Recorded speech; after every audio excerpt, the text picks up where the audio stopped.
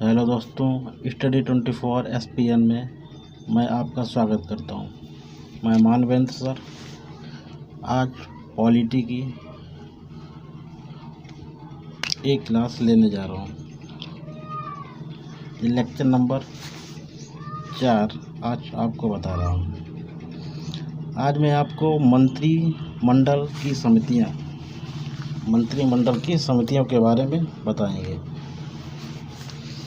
कि केंद्र सरकार में मंत्रिमंडल की समितियां कितनी तथा किस प्रकार की होती हैं।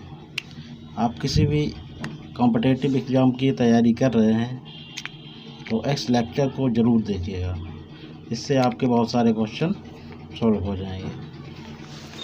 तो चलिए शुरू करते हैं। सबसे पहले मंत्री परिषद समितियों की बात करते हैं। पहली तो बात यह है कि ये संविधानोत्तर हैं, यानी इसका मतलब यह है कि ये संविधान में नहीं है, यानी इनका वर्णन संविधान में नहीं है। यानी ये ऐसी समितियां हैं जो बाद में लाएंगे, यानी संविधान में इनका वर्णन नहीं मिलता है। बाद में इनके लिए प्रावधान बनाए गए। यानी कहने का मतलब यह है कि जब हमारा संविधान बना तो उस समय ये समितियां नहीं थीं, इनको बाद में जोड़ा गया। तो ये समितियां दो प्रकार की होती हैं, यानी समितियों के प्रकार। तो ये समितियां दो प्रकार की होती हैं। नंबर एक स्थायी समिति, यानी नंबर एक स्थायी समितियां होती और नंबर 2 अस्थायी या तदर्थ समितियां बोलते हैं। तो स्थायी समितियां क्या होती हैं? प्रधानमंत्री द्वारा समय की मांग के अनुसार इनका गठन किया जाता है। कहने का मतलब यह है कि इनका गठन जो है वो प्रधानमंत्री करते हैं। प्रधानमंत्री के द्वारा इनका गठन किया जाता है। जब इनकी ज़रूरत पड़ती है तब इनका गठन कर लिया जाता है।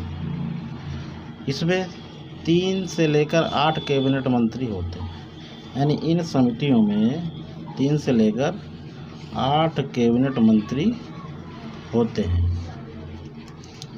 यानी इनका गठन जो है प्रधानमंत्री करेगा जब समय की मांग, यानी कि प्रधानमंत्री को लगेगा कि इस समय समितियों की आवश्यकता है तो वो चाहे जितनी कर सकता है। मतलब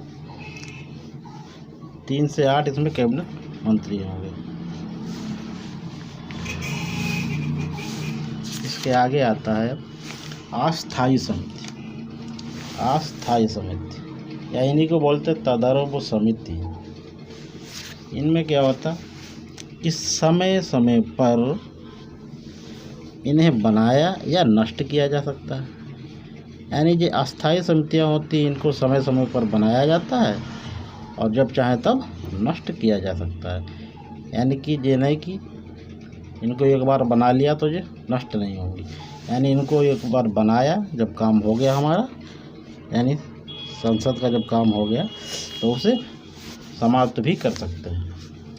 सर्वप्रथम इनका गठन 1962 ईस्वी में हुआ था। यानी अस्थायी समितियों का सर्वप्रथम गठन 1962 ईस्वी में हुआ था। यानी क्वेश्चन आता है कि अस्थायी समितियों का गठन सर्वप्रथम कब हुआ था, तो हम क्या करेंगे 1962 को टिक करेंगे। उसके बाद इसमें 4 महत्वपूर्ण समितियां होती हैं। 4 महत्वपूर्ण समितियां जो पेपर में बार बार पूछी जाती हैं, उनमें 4 महत्वपूर्ण समितियां होती हैं। इन्हीं से क्वेश्चन बार बार बनता है। नंबर 1 राजनीतिक मामलों से संबंधित समितियां। राजनीतिक मामलों से संबंधित समितियां, इसके अध्यक्ष प्रधानमंत्री होते हैं। इसके अध्यक्ष प्रधानमंत्री होते हैं। इसे हम सुपर कैबिनेट बोलते हैं। यानी कि सुपर कैबिनेट इस समिति को कहते हैं। नंबर 2 पे होते आर्थिक मामलों से संबंधित समिति। आर्थिक मामलों से संबंधित समिति यानी इसका काम होता है कि भारत में पैसा कहाँ से आया और कितना पैसा है, कहाँ पर खर्च करना है, तो उसके भी अध्यक्ष पीएम होते हैं। यानी इस समिति के भी अध्यक्ष पीएम होते हैं। और राजनीतिक मंत्री यानी जो मतलब जो पॉलिटी यानी कि सबसे बड़े जो नेता हैं वो क्या राजनीति तो करते हैं, तो यानी कि सबसे ज़्यादा काम तो इन्हीं का होता है जो राजनीतिक मामलों से संबंधित मंत्री होते हैं, यही सब कुछ देखते हैं। नंबर 3 पे है नियुक्ति संबंधित समिति, यानी कि कौन नियुक्तियाँ करता है। नियुक्ति संबंधित समिति जो है इसके भी अध्यक्ष पीएम होते हैं। यानी नियुक्ति संबंधियों मामलों के जो समिति हैं उसके भी अध्यक्ष पीएम होते हैं। नंबर 4 पे आते हैं संसदीय संबंधित मामलों की जो समिति है वो 4 नंबर पे आती है। इसके अध्यक्ष गृह मंत्री होते हैं। इसके अध्यक्ष गृह मंत्री, यानी इसके अध्यक्ष प्रधानमंत्री नहीं होते। जो संसदीय संबंधित मामलों की जो समिति है उसके अध्यक्ष गृह मंत्री होते हैं।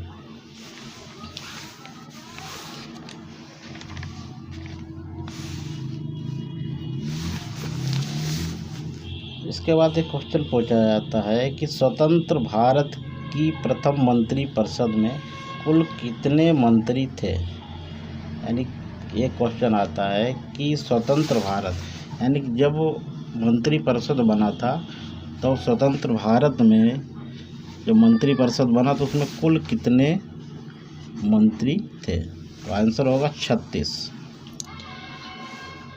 और इसमें देख लेते हैं कि स्वतंत्र भारत में सबसे पहले जो मंत्री परिषद का गठन हुआ था उसमें कौन कौन सदस्य थे तथा क्या क्या पद उनको दिया गया था। तो एकमात्र महिला उप मंत्री जिनका नाम था राजकुमारी अमृता कौर। रक्षा मंत्री यानी रक्षा मंत्री कौन बनाए गए थे, बलदेव सिंह को रक्षा मंत्री बनाया गया था। वित्त मंत्री यानी वित्त मंत्री कौन बनाए गए थे, जॉन मथाई, यानी उसमें वित्त मंत्री कौन थे, जॉन मथाई। और पहले शिक्षा मंत्री यानी जो सब प्रथम है तो प्रथम शिक्षा मंत्री अब्दुल कलाम आज़ाद। दोस्तों अब्दुल कलाम आज़ाद जो नहीं है, ये हैं अबुल कलाम आज़ाद जो प्रथम शिक्षा मंत्री बनाए गए थे। और श्रम मंत्री प्रथम श्रम मंत्री जगजीवन राव थे। जगजीवन राव को प्रथम श्रम मंत्री बनाया गया था। और प्रथम योजना मंत्री गुलजारी लाल नंदा को बनाया गया था। प्रथम योजना मंत्री गुलजारी लाल नंदा को बनाया गया था। प्रथम कानून मंत्री, कई बार पूछा गया कि प्रथम कानून मंत्री कौन है, तो उसमें ऑप्शन होगा भीमराव अंबेडकर।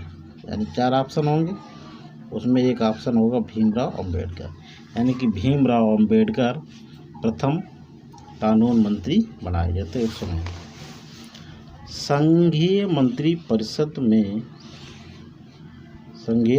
परिषद में प्रथम बार त्याग पत्र किसने दिया। यानी कि सबसे पहले जो मंत्री परिषद बनी थी उसमें सबसे पहले त्याग पत्र किसने दिया, तो उसमें सबसे पहले त्याग पत्र दिया था श्यामा प्रसाद मुखर्जी ने। श्यामा प्रसाद मुखर्जी जो थे वो उद्योग एवं आपूर्ति मंत्री थे। यानी जब मंत्री परिषद बनाई गई थी प्रथम मंत्री परिषद, उसमें ये उद्योग एवं आपूर्ति मंत्री थे जिन्होंने सबसे पहले इस्तीफा या त्याग पत्र दिया था।